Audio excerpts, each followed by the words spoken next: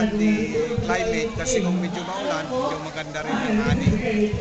Kasi wala siyang irrigation eh. It depends upon the rain, distribution of rain.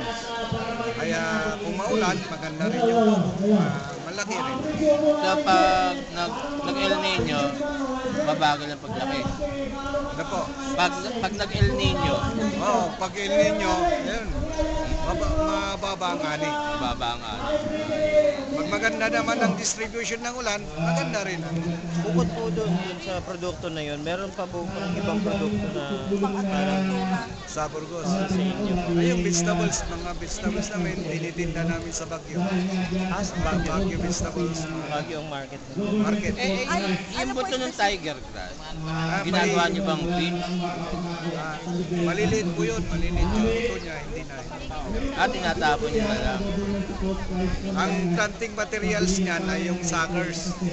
Yung, alam niyo yung suckers, yung siniseparate. So hindi sa buto. Hindi sa buto. Pwede rin sa buto, pero